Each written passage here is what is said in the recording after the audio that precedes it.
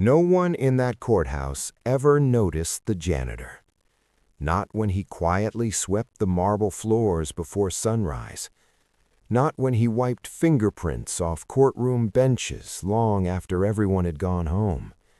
And definitely not when lawyers brushed past him like he was invisible. But one day, a judge stopped everything for him.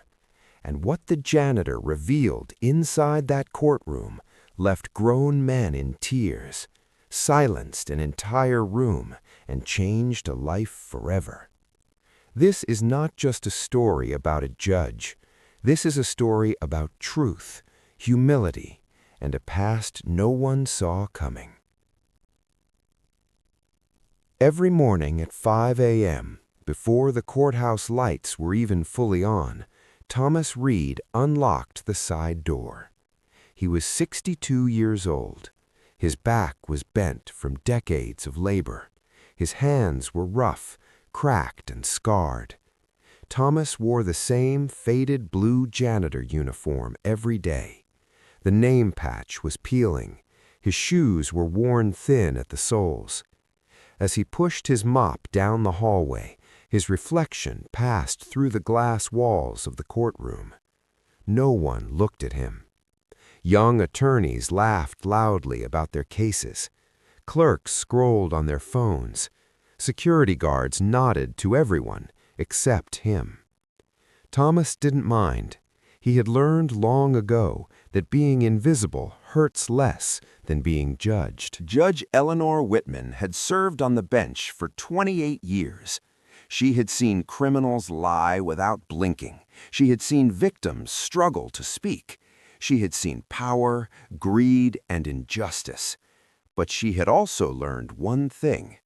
Character reveals itself in the smallest moments.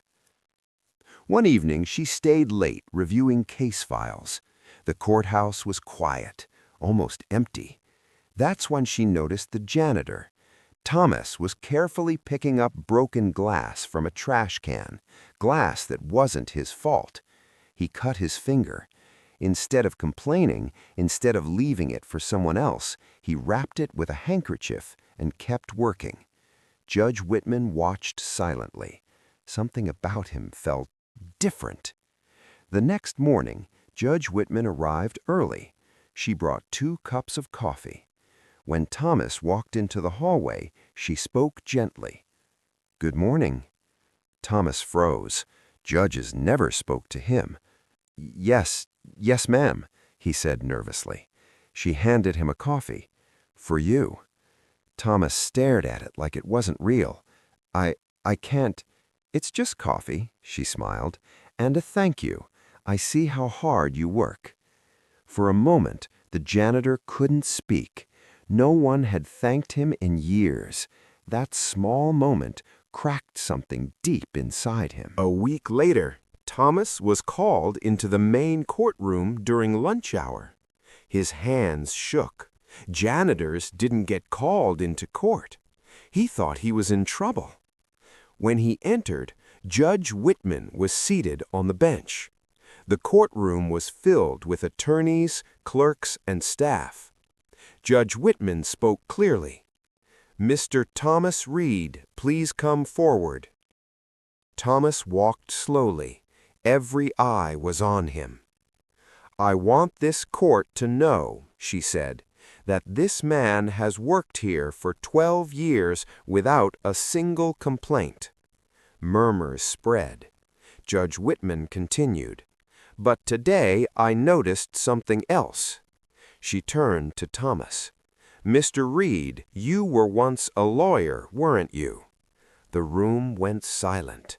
Thomas's face turned pale. Thomas swallowed hard. "Yes, ma'am." Gasps echoed through the courtroom. He took a deep breath. "I graduated top of my class 40 years ago." He explained how he once had a promising legal career, how he believed in justice with his whole heart. Then came the tragedy. His wife was killed by a drunk driver. The case was mishandled. Evidence disappeared. The driver walked free. Thomas broke. He fell into depression. He lost his license after missing hearings. He lost everything. "No one wanted to hire a broken man," he said softly, "so I cleaned floors because it was honest work." Many people were crying now. Judge Whitman stood. Her voice trembled.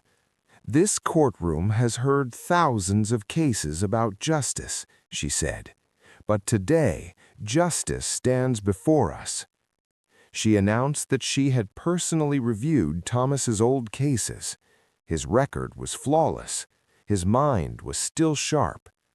Then she said the words no one expected. "I am recommending Mr. Thomas Reed for reinstatement and offering him a position as a legal advisor to this court." The courtroom exploded in applause. Thomas collapsed into tears.